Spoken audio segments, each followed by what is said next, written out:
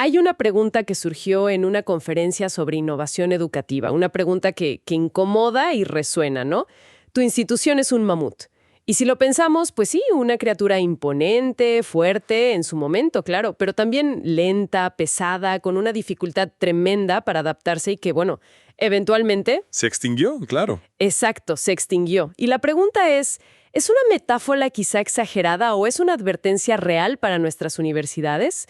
Hoy vamos a hacer una exploración basada en extractos del libro Tu universidad es un mamut de Edwin Fernando del Pozo Villasís. Y es una voz interesante porque combina perspectivas, ¿no? Casi 30 años como ingeniero agrónomo, tiene experiencia como emprendedor, fundó una empresa de asistencia agrícola allá por los 90s, impulsó la pitahaya amarilla como cultivo de exportación, que no es poca cosa. Sí, un pionero en eso. Ajá, y además pasó casi una década como docente universitario. O sea, conoce el sistema desde adentro. El libro, pues, es una reflexión crítica, muy crítica, diría yo, escrita desde las trincheras, sobre la educación superior actual. Y aunque se enfoca mucho en lo agropecuario, la verdad es que muchas observaciones como que resuenan en otros campos, ¿no? Sí, totalmente. Se sienten ecos en otras áreas. Así que nuestra misión hoy, en esta conversación, es como desentrañar esa metáfora del mamut. Vamos a explorar las críticas centrales que plantea el autor, esa desconexión entre teoría y práctica, la parálisis de la burocracia, la resistencia a la tecnología y, sobre todo, pues, cómo impacta esto en la formación de los profesionales. Queremos entender por qué, según él, algunas universidades podrían sentirse así enormes, imponentes, pero extintas en esencia. ¿Y qué significa eso para el aprendizaje y para sectores clave como el agropecuario? Bien, pues empecemos a desglosar esta idea, la imagen central, la universidad como un mamut. ¿Cuáles son las características clave que definen a esta institución mamut según el texto? Pues mira, es una descripción bastante gráfica, la verdad. Se habla de una estructura donde los procesos parecen diseñados más para el control administrativo, digamos, que para facilitar realmente el aprendizaje. Imagínate cambios curriculares que tardan meses, a veces años, en aprobarse y aplicarse. Años. Mientras el sector productivo, la tecnología, pues avanzan rapidísimo, cambian en semanas.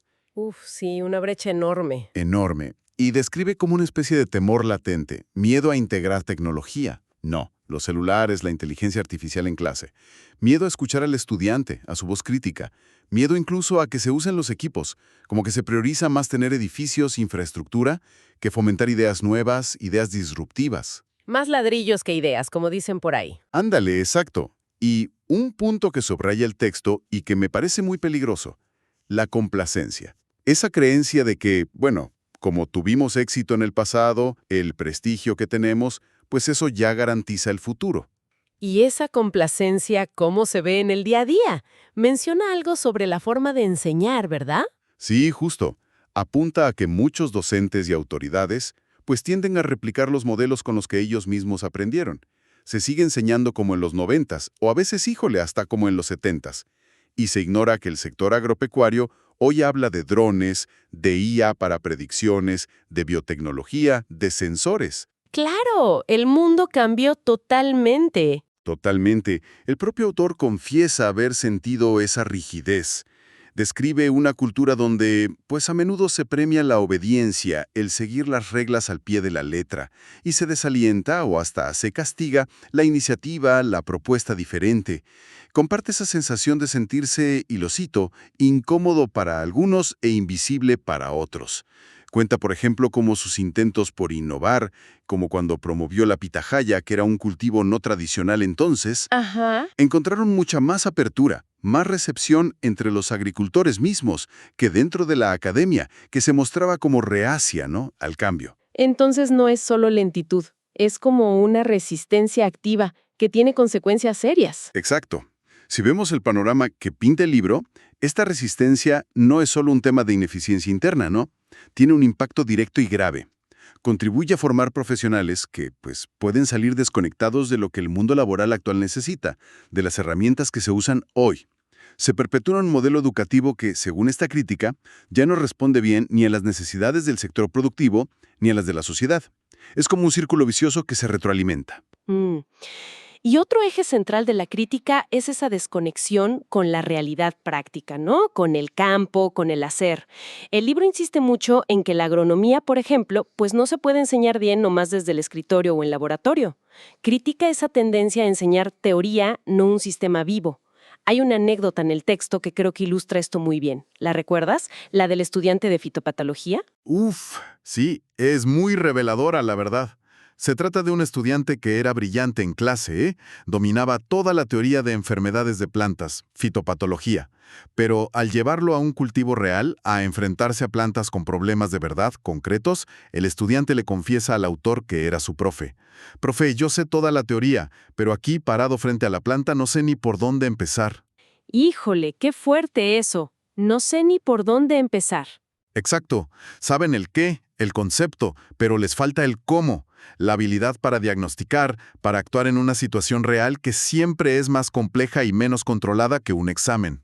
Es una brecha enorme entre saber y saber hacer, y el libro da pistas de por qué pasa esto. ¿Quién toma las decisiones de cómo se enseña? Aquí el texto apunta, digamos, hacia la estructura de poder de toma de decisiones.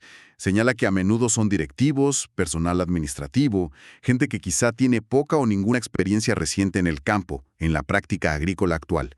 Y son ellos quienes definen los planes de estudio, los horarios, cómo se asignar los recursos para las prácticas. Claro. El libro plantea una pregunta, casi retórica.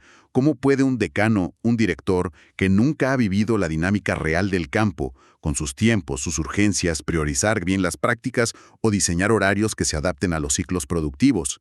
Esos ciclos rara vez respetan el calendario académico, ¿verdad? Para nada. Y esa desconexión en quién decide se traduce en problemas muy concretos para los estudiantes, supongo. Falta de recursos o... Exactamente.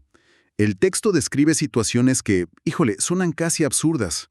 Equipos carísimos, tractores nuevos, drones comprados con dinero público, guardados bajo llave, inaccesibles para los estudiantes. ¿Pero por qué? Pues por miedo a que los dañen, y por la responsabilidad administrativa que eso implicaría para quien esté a cargo. Hay una cita brutal de un profesor responsable de equipos sin usar. Nadie puede usar eso. Tengo miedo de que los estudiantes los dañen. Yo soy el responsable. ¡Qué barbaridad! Es conocimiento secuestrado por la precaución. Sí, así lo pone. Es como proteger tanto el recurso que pierde su propósito, que es educar. Claro. Son los equipos caros, ¿eh? También habla de falta de herramientas básicas para prácticas sencillas o la falta de transporte institucional constante para llevar a los chavos al campo. Y esto último obliga a los estudiantes a pagarse los traslados de su bolsa. Imagínate, eso crea barreras económicas, sobre todo para los que vienen de familias con menos lana. Claro, genera inequidad. Totalmente. Incluso relata el caso de campos agrícolas experimentales que estaban medio abandonados porque al personal administrativo pues le resultaba incómodo ir hasta allá para supervisar o gestionar. Son síntomas, según el autor, de prioridades institucionales que están como divorciadas de lo que se necesita para aprender de verdad en el campo. Pasemos a otro tema que el autor toca con bastante dureza. La burocracia. Pinta un panorama casi asfixiante. Sí, la crítica ahí es muy frontal. El autor llega a decir que él y otros profes se sentían como oficinistas de la educación. Denuncia que se va una cantidad de tiempo y energía brutal en llenar papeles, informes, actas, formatos duplicados, justificaciones, evidencias para auditorías. Pura talacha administrativa, digamos. ¿Y ese tiempo de dónde sale? Pues del tiempo que debería dedicarse a preparar clases mejores, más innovadoras, a investigar, a dar tutoría a los estudiantes. Menciona que, en la práctica, a veces parece que el desempeño se mide más por entregar los formatos a tiempo y bonitos, que por el impacto real en el aprendizaje. Incluso comparte una experiencia personal muy gráfica de eso, ¿no? La del reloj checador. Ajá, exacto. Cuenta que una vez tuvo que interrumpir, pero así, de golpe, una práctica de campo que estaba súper interesante, con los estudiantes participando mucho. ¿Para qué? Para correr. Correr literal como 500 metros hasta la oficina a marcar su salida en un reloj biométrico. Porque si no, le caía una sanción. Él dice que eso y otras cosas lo llevaron a volverse una especie de rebelde con causa, inspirado por figuras como Martin Luther King Jr., dice él, cuestionando y a veces, pues, dándole la vuelta a reglas que le parecían absurdas, porque ponían el control de horario por encima del aprendizaje. Qué imagen, ¿no? El profesor corriendo para checar tarjeta en vez de estar con los estudiantes.